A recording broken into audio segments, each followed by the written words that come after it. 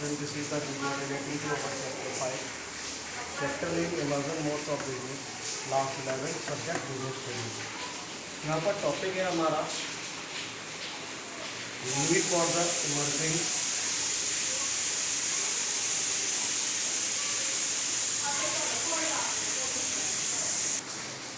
Emerging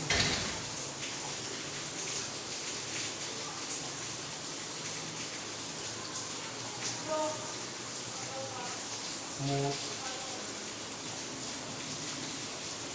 of business.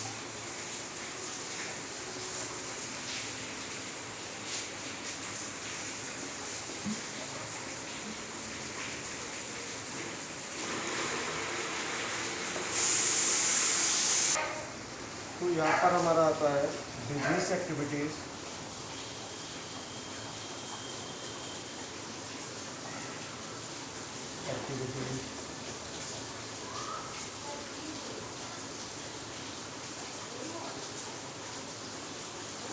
always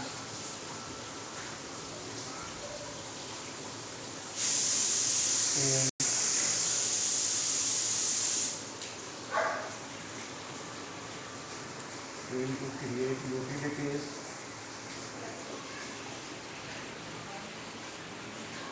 or value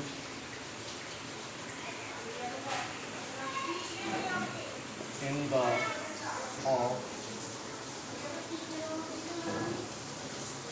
goods and services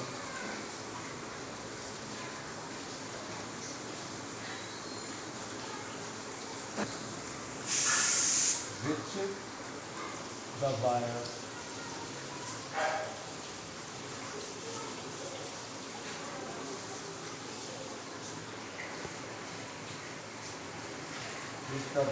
purchase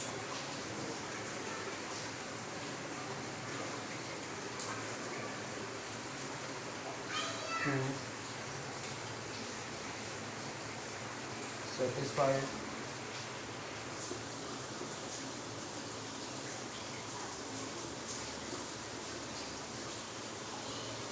their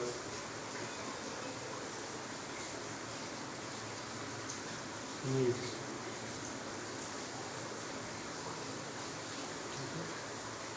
आगे कह रहा है in order to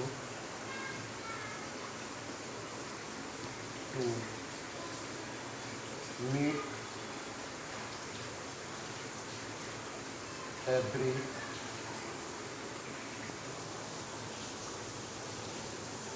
ever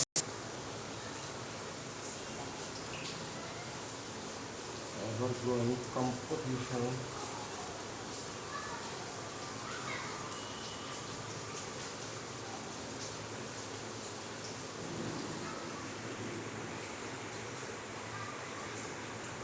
quality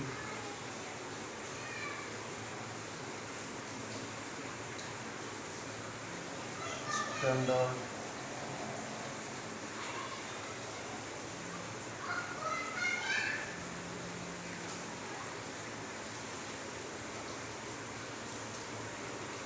standards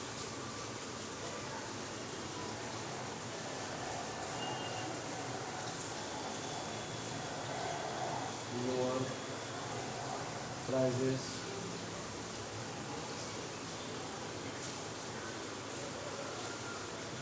faster order processing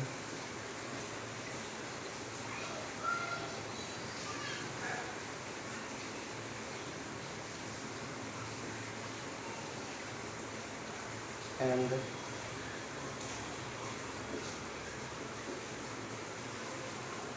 better customer care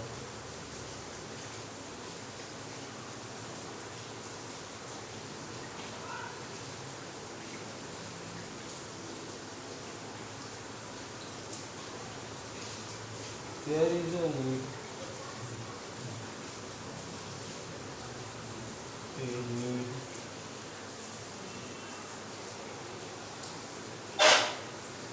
for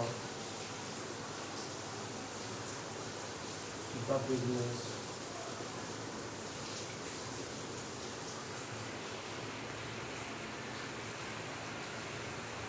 to pay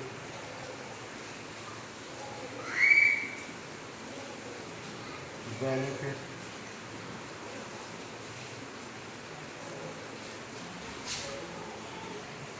of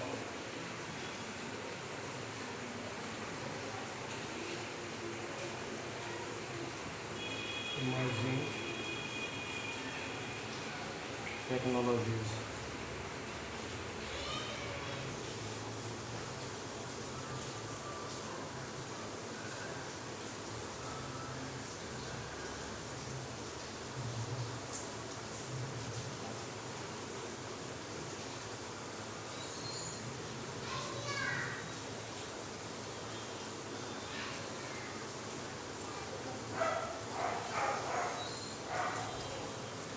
आगे कह रहा है इसमें the 3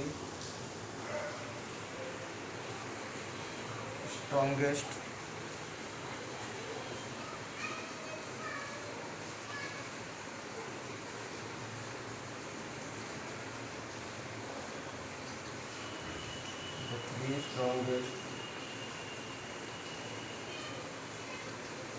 trends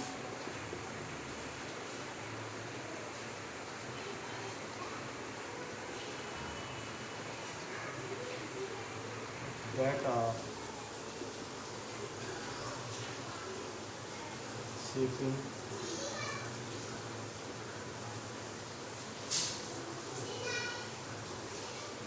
business are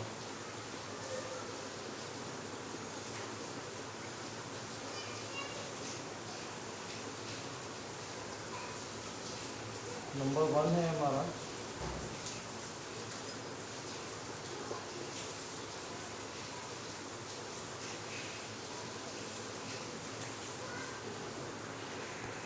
E business.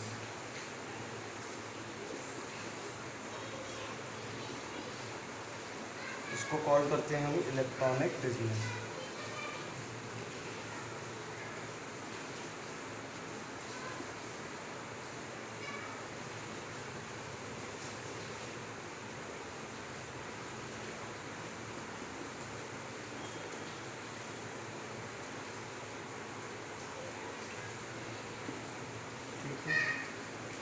Number 2 है हमारा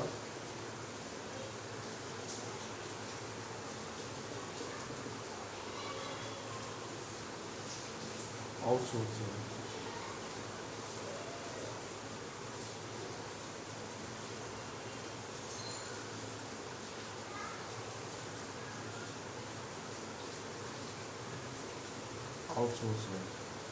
और नंबर 3 है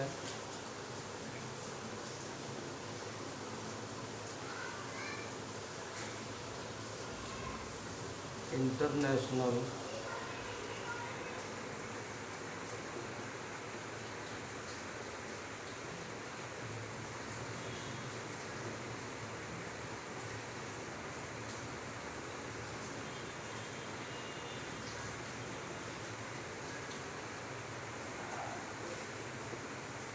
internationalization and globalization।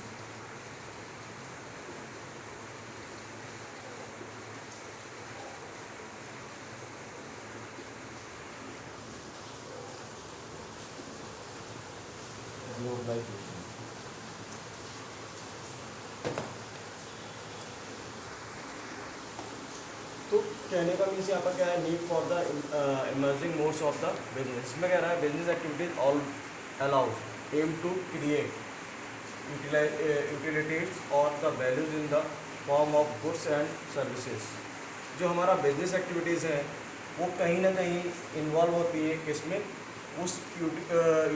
उसका मेन एम होता है टू क्रिएट यूटिलिटीज़, लोगों के बीच में यूटिलिटीज़ किसी भी चीज़ की नीड को क्रिएट करना, ठीक है, ये डिमांड्स को, value in the form of goods and services, या तो गुड्स के बेसिस पर या फिर सर्विसेज के बेसिस पर, ठीक है। तो आगे कह रहा है which the buyers purchase to satisfy their needs, जिसको कि लोग खरीदते हैं। बायर्स मीन्स वो पर्सन जिनको किसी भी गुड्स की या फिर किसी भी सर्विस की नीड है और उस गुड्स या सर्विस को वो परचेज कर रहा है। जैसे गुड्स में हम बात करें तो अबाउट द सपोज दैट ये पेन है या ये मार्कर है, तो इस मार्कर की मुझे नीड है, तो मैं क्या करूँगा, इसको मार्केट में से परचेज करूँगा, तो ये मेरे लिए गुड्स है, ठीक है। और उसके लिए मैं मार्केट में इसकी वैल्यू पे करूँगा और इसको परचेज करूँगा, ठीक है। इसी तरह से नेक्स्ट आता है हमारा सर्विसेज। सर्विसेज में क्या होता है, जो बैंकिंग कंपनीज़ हैं, इंश्योरेंस कंपनीज़ हैं, ट्रांसपोर्टेशन कंपनीज़ हैं, इस तरह की जो भी कंपनीज़ या वो हैं, वो क्या करती हैं, उन बिजनेसमैन को फैसिलिटेट करती हैं, उन लोगों को फैसिलिटेट करती हैं जिनको उनकी नीड होती है। जैसे ट्रांसपोर्टेशन की नीड है किसी को, तो अपनी नीड को सेटिस्फाई करने के लिए मुझे क्या करना पड़ेगा, कोई भी ट्रांसपोर्ट हायर करना। मैं बीइंग ए बिजनेसमैन, मेरा जो मैंने गुड्स मैन्युफैक्चर किया है, अब उस गुड्स को मुझे डिस्पैच करना, डिलीवर करना है टू द सेकेंड पार्टी, ठीक है।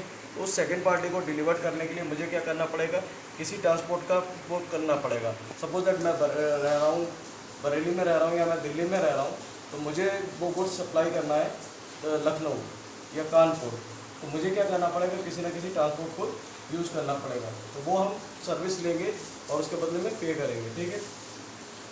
आगे कह रहा है in order to meet ever growing competitions, qualities, standards, lower prices, faster orders processing, and better customer care. There is a need for the business to take benefits of emerging technologies.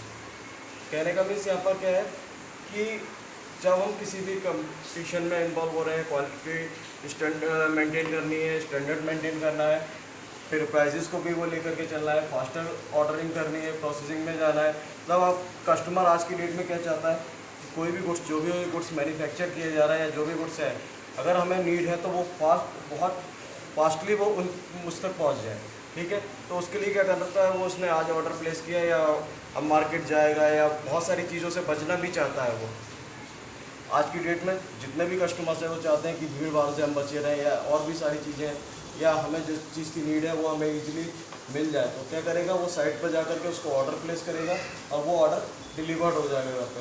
तो हम इस तरह की emerging technologies को use करते हैं और उसके बेसिस पर हम अपने, चाहे वो सेलर हो या फिर बायर हो, कोई भी हो, दोनों उस टेक्निक्स में जा कर के ईजिली और कम टाइम वेस्टिंग में आराम से चीज़ों को कर सकते हैं। उनका टाइम ज़्यादा वेस्ट नहीं होगा और वो उसको गुड्स अवेलेबल हो जाएगा, ठीक है।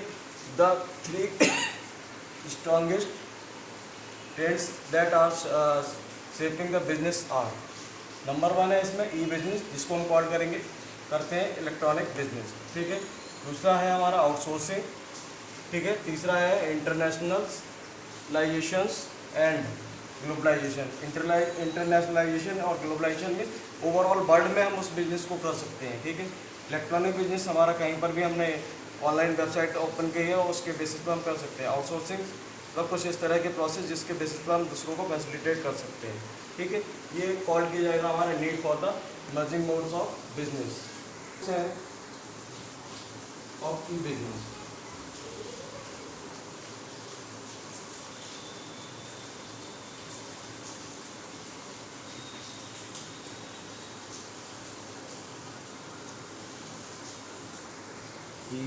Business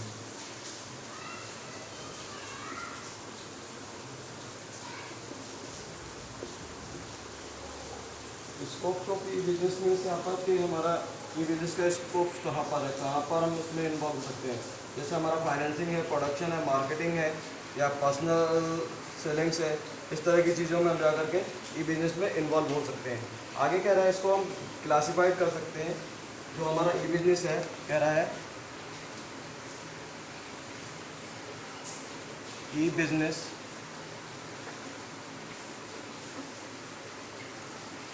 can be classified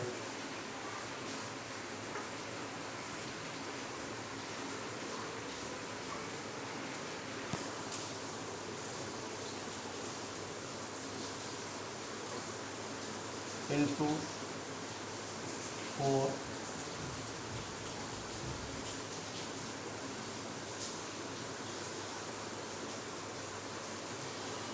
direction.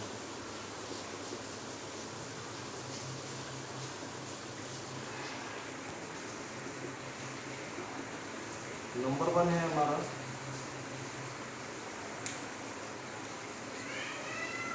Number 1 B2B commerce, ठीक है। नंबर 2 है हमारा B2C कॉमर्स। नंबर 3 है C2C कॉमर्स। और नंबर 4 है हमारा इंट्रा बी कॉमर्स।